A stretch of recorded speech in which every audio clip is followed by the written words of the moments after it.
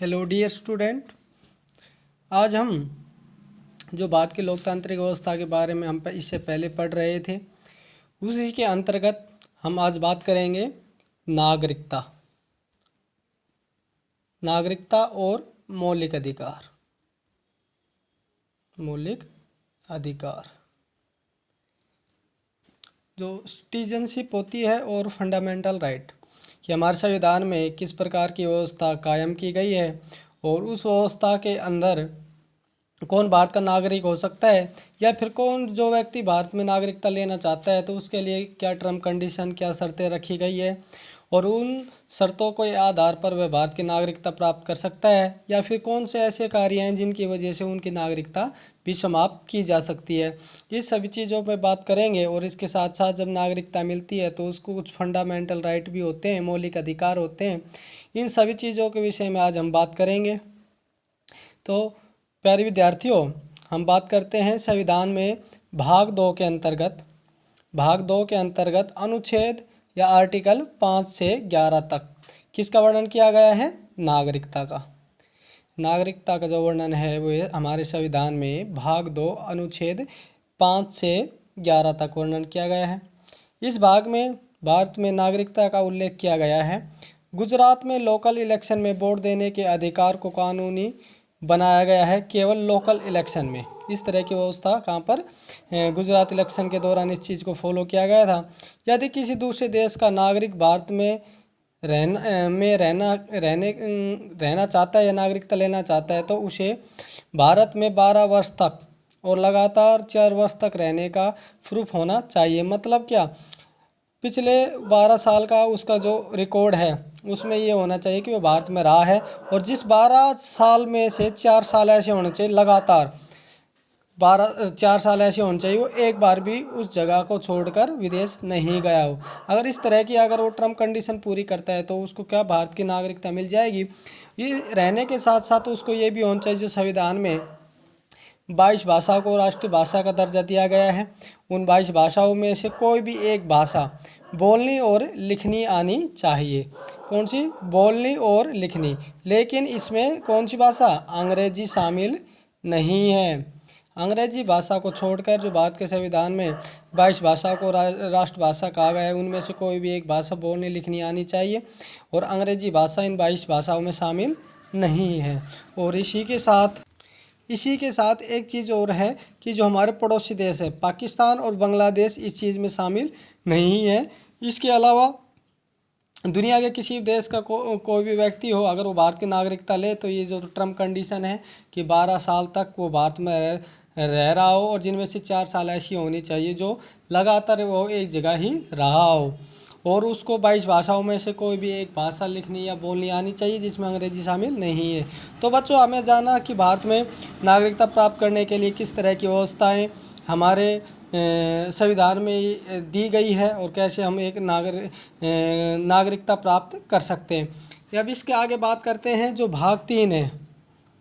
भाग 3 के अंतर्गत हमें दिया गया है मौलिक कर्तव्य। और एक बात इससे पहले के लेक्चरों में मैंने आपको बताई कि भारत के संविधान में दुनिया के अलग अलग देशों से जो अच्छी अच्छी चीज़ें जो उस समय के हमारे संविधान निर्माताओं ने लगी उन देशों से उन्होंने उन चीज़ों को भारत के संविधान में शामिल किया। और जो फंडामेंटल राइट है, जो मौलिक अधिकार है, इसकी व्यवस्था हमारे देश में किस देश से ली गई है? USA। अमेरिका है, अमेरिका से के संविधान में जो वहाँ पर मौलिक अधिकारों की जो व्यवस्था की गई है उन व्यवस्थाओं को भारत के संविधान में शामिल किया गया। और जब भारत आज़ाद हुआ उस समय जब मौलिक अधिकारों की व्यवस्था जो संविधान में थी तो उस समय कितने थे? 7 मौलिक अधिकार होते थे, लेकिन वर्तमान समय हम कितने हैं? 6। उन सभी अधिकारों के बारे में आज हम पढ़ेंगे। तो पहले देखते हैं जो पहला अधिकार है समता का अधिकार। इस भाग में हम मौलिक कर्तव्यों का वर्णन किया गया है। शुरुआत में ये 7 थे लेकिन संपत्ति के अधिकार को बाद में हटा दिया गया। आपको पहले बताया कितने? 7 थे मौलिक अधिकार, लेकिन अब कितने हैं? 6। कौन से को हटा दिया गया? संपत्ति के अधिकार को हटा दिया गया है। ये बात करते हैं जो 6 वर्तमान समय में हमारे फंडामेंटल राइट मौलिक अधिकार है वो क्या क्या है और उसके अंतर्गत हम क्या क्या हमें आज़ादी मिली हुई है। पहले पे बात करते हैं समता का अधिकार। कौन से का? समता का अधिकार। यह अनुच्छेद 14 से 18 तक है और टोटल कितने हैं? 12 से 35 तक, जिसमें के कौन से आ जाते हैं? 6 के मौलिक अधिकार है वो आर्टिकल 12 से 35 के अंतर्गत आते हैं। और जिसमें जो पहला है समता का अधिकार, वो अनुच्छेद 14 से 18 तक आता है। अनुच्छेद 14 में विधि का मतलब, यहाँ विधि लिखा हुआ है, इसका मतलब ये है कानून व्यवस्था। अनुच्छेद 14 में कानून के समक्ष मतलब कि सामने समता के अधिकार को बताया गया है, जिसका अर्थ होता है कि सबके साथ सबके समान अधिकार होगा। मतलब कानूनी रूप से किसी को छोटा बड़ा नहीं समझा जाएगा, किसी भी प्रकार की गरीबी अमीरी का या फिर किसी ओहदे का किसी भी प्रकार का दबाव उस देश के नागरिक पे नहीं होगा। कानून के समक्ष सभी क्या हैं? समान। अनुच्छेद 16 में लोक नियोजन के विषय में अवसर की क्षमता, मतलब जब लोगों के कल्याण के लिए, देश कल्याण के लिए जो भी बातें, उसमें सभी को समान अवसर की क्षमता या योग्यता उसमें दी गई है। केशव भारती केस के अनुसार संसद को मौलिक अधिकार से संबंधित कानून को भी बनाने का अधिकार है। मतलब जो फंडामेंटल राइट है, उनसे किसी प्रकार का अगर कोई आवश्यकता पड़ी और लगा कि भाई इसके अंदर कुछ विशेष बातों को शामिल करना चाहिए, या कुछ चीज़ें ऐसी हैं जो कहीं ना कहीं मौलिक अधिकारों की व्यवस्थाओं के अनुकूल नहीं बैठती, तो उसको हटा भी सकते हैं। जैसे आपको पहले बताया था, संपत्ति के अधिकार को भी हटाए गए थे फंडामेंटल राइट के अंतर्गत। उन्होंने माना कि ये नहीं आता है, तो इसलिए उसी को हटा दिया गया। अनुच्छेद 17 में अस्पृश्यता छुआछूत का अंत किया गया। जो जातिगत ऊंच नीच का जो भेद भाव की व्यवस्था भारत में थी, इस तरह की जो अस्पृश्यता या छुआछूत की जो सामाजिक बुराई थी, उन सब चीज़ों को क्या कर दिया गया? ख़त्म कर दिया गया। इससे आगे देखते हैं कि अनुच्छेद 18 में उपाधियों का अंत, सेना और विधा संबंधित उपाधियों को छोड़कर, मतलब किसी प्रकार का जिसको सम्मान की दृष्टि या फिर किसी प्रकार की उसको सामाजिक रूप से कुछ उपाधियाँ दी जाती थी, उन सभी चीज़ों की जो समाज में विभेद पैदा करती थी, समानता की दृष्टि को ख़त्म करती थी, उन सब चीज़ों को ख़त्म किया गया। लेकिन सेना में और विधा मतलब कि इससे संबंधित जो भी चीज़ है, उन सब में उपाधि दी गई। अब है स्वतंत्रता का अधिकार। यह अनुच्छेद 19 से 22 तक आता है। अनुच्छेद 19 में भारतीयों के लिए 6 स्वतंत्रता का उल्लेख किया गया है। स्वतंत्रता का अधिकार मतलब कि उनको कुछ करने की या अपनी बात जाहिर करने की, इस तरह की व्यवस्था है। इसमें पहले में इसका जो भाग बनाया गया है, उसमें है वाक और अभिव्यक्ति की स्वतंत्रता। वाक का मतलब बोलने का होता है बच्चों, यहाँ पर अभिव्यक्ति मतलब अपनी बात जाहिर करना। इसके द्वारा हम सरकार के बारे में कुछ भी कह सकते हैं। इसके अंतर्गत प्रेस आती है, जो मीडिया आती है, या मीडिया के माध्यम से हम सरकार की आलोचना कर सकते हैं।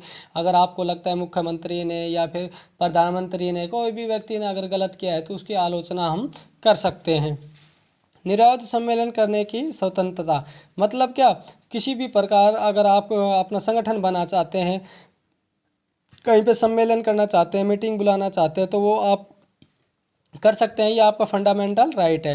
संगठन बना की स्वतंत्रता, आप कोई भी संगठन या यूनियन बना सकते हैं, जिसमें आपको लगता है कि आप इसको इस बैनर के नीचे या इस संगठन के माध्यम से अपनी समस्या हो या अपने उद्देश्य को प्राप्त कर सकते हैं। तो वो कानूनी तरीके से सही बना होना चाहिए। आप इस तरह के संगठन बनाने के लिए आज़ाद हैं, आपको आज़ादी दी गई है। ये आपका फंडामेंटल राइट में अंतर्गत आता है। भारत के किसी भी राज्य क्षेत्र में आवागमन की स्वतंत्रता, भारत में आप कहीं पे भी आ जा सकते हो। भारत के किसी भी भाग में निवास करने और बस जाने की स्वतंत्रता, पहले ये जम्मू कश्मीर में नहीं थी, लेकिन अब वहाँ पर भी हो गए। वहाँ पर एक धारा होती थी, धारा 370 और 35A, ये 2 व्यवस्थाएं थी जो वहाँ पर ये लागू नहीं होती थी। वहाँ पर ज़मीन नहीं खरीद सकते थे, वहाँ पर रह नहीं सकते थे भारत के केंद्रीय शासित प्रदेश और राज्यों के नागरिक जम्मू कश्मीर में। लेकिन जम्मू कश्मीर का भारत के किसी भी राज्य में जा सकते थे। ये धारा 370 जब लगी हुई थी, उस समय ये व्यवस्था थी। व्यवसाय की स्वतंत्रता, आप भारत में कहीं पे भी जाकर कोई भी कारोबार व्यवसाय कुछ भी आप कर सकते हैं। यह किसके अंतर्गत आता है? आपका व्यवसाय की स्वतंत्रता। अनुच्छेद 20 में अपराधों के लिए दोषित के संबंधित संरक्षण, मतलब अगर आपको कोई अपराध किया है या फिर आपको उसके दौरान आपको मुकदमा अगर केस अगर चल रहा है, तो उस दौरान आपको संरक्षण प्राप्त है। आप उस समय दोषित संबंधित संरक्षण आपको संविधान में दिया गया है। जब तक आपको सिद्ध नहीं हो जाए, जब तक आप अपना काम सुचारू रूप से कर सकते हैं।